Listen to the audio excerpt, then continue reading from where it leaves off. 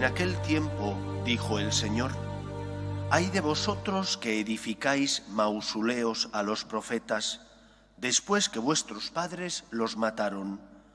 Así sois testigos de lo que hicieron vuestros padres y lo aprobáis, porque ellos los mataron y vosotros les edificáis sepulcros.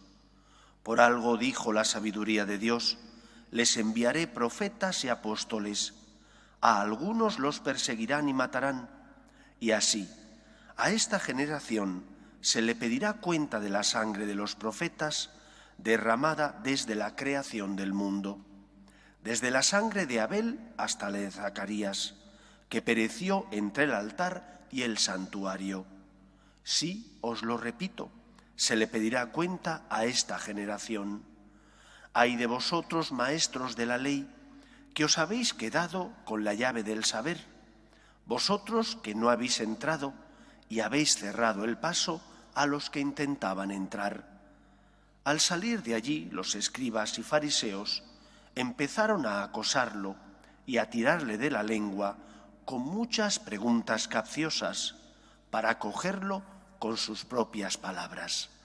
Palabra del Señor. Según nos enseña la antropología cristiana, el ser humano es creado por Dios a su imagen y semejanza, y es creado en un estado de justicia original, de equilibrio, donde solo siente atracción hacia Dios, que es lo bueno, lo bello y lo perfecto. Sin embargo, ese equilibrio queda roto por el primer pecado de nuestros primeros padres, el pecado original de Adán y Eva. Y a raíz de aquel primer pecado se introduce ese desequilibrio en el mundo que llamamos concupiscencia y que nos hace a todos nosotros sentir atracción no ya solo hacia Dios, que sí que sentimos atracción hacia lo que se identifica con Dios, quien no siente atracción hacia la belleza.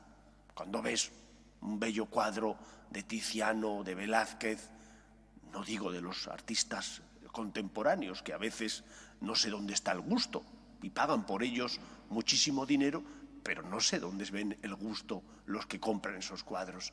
Pero cuando uno ve un cuadro de Velázquez o de Sorolla, pues de verdad que eso le evoca a la belleza de Dios. Pero también sentimos atracción hacia lo que no es bueno, ni bello ni perfecto. Y todos somos conscientes de nuestras limitaciones y por lo tanto de cómo sentimos las tentaciones e insidias del demonio. Eso es fruto del primer pecado de nuestros primeros padres, el pecado original, que se nos clava como una espina y que rompe ese equilibrio en el que fuimos creados. Dios, que nos ama, nos indica cuál es su voluntad para guiar nuestros pasos. ¿Y cómo lo hace? Mediante muchos instrumentos.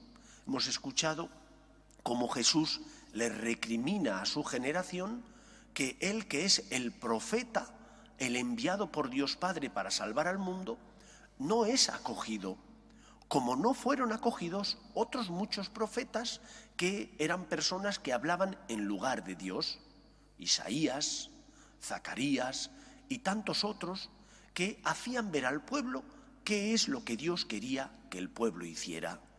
Los falsos profetas, aquellos que mentían y solamente halagaban el oído de los hombres, esos no eran perseguidos. Pero los verdaderos profetas, que señalaban el pecado del pueblo, esos pagaban muchas veces su osadía con la vida. Eran perseguidos porque predicaban cosas que al rey o al pueblo no les gustaba escuchar. Jesús se siente también perseguido. Se siente perseguido porque es señalado, porque está indicando qué tiene que hacer el pueblo para encontrar la santidad, para ser fiel al Señor. Y por eso es perseguido por los fariseos y los sumos sacerdotes. Llevemos eso a nuestra vida. ¿Cuántas veces yo sé cuál es la voluntad de Dios? ¿Y por qué lo sé? No porque sea más listo que los demás, sino porque el Señor se empeña en hablarme. Y me habla por su palabra, cuando es interpretada como la tradición de la Iglesia ha hecho siempre. Y me habla por la voz del Papa y de los obispos cuando ejercen el magisterio auténtico, en comunión con la tradición de la Iglesia. Y me habla por mi conciencia, cuando tengo una conciencia recta y bien alimentada. El Señor me habla en la oración, me habla también por medio de las personas que pasan por mi vida y me necesitan. Y son el rostro de Cristo que pide auxilio y ayuda, que pide mi generosidad. Dios me habla. Tú sabes lo que Dios quiere. Ahora viene la segunda parte de la ecuación. ¿Quieres hacer la voluntad de Dios? O por el contrario, como la generación de Cristo, lo que haces es matar al profeta, matar la voluntad de Dios, decir, no, esto no me gusta y por lo tanto voy a encontrar razones para no hacerlo. Y porque no eres honesto y no eres capaz de decirte a ti mismo, no quiero amar a Dios, buscas excusas falsas. ¿Y cuáles son las excusas falsas? Buscas razones para decir, bueno, es que estaba cansado y a lo mejor no he ayudado a una persona porque estaba cansado, o es que esto que pide Dios es muy difícil y yo en mis circunstancias no lo puedo hacer. Sé honesto. Reconoce que Dios que te ama ilumina tu vida y aunque te cueste hacer lo que el Señor te pide, pídele fuerzas para hacer la voluntad de Dios. Pídele al Señor que te dé fuerzas para no buscar caminos alternativos que no te llevan a la felicidad ni a la salvación, sino que al contrario te esclavizan. Como sacerdote muchas veces, desgraciadamente en el confesionario, me encuentro con personas que conocen la doctrina de la Iglesia sobre, por ejemplo, el matrimonio, que están viviendo una situación difícil porque a lo mejor fracasó su primera relación, han encontrado otra persona y han rehecho sentimentalmente su vida, pero no han conseguido la nulidad eclesiástica. A veces incluso ni la han solicitado.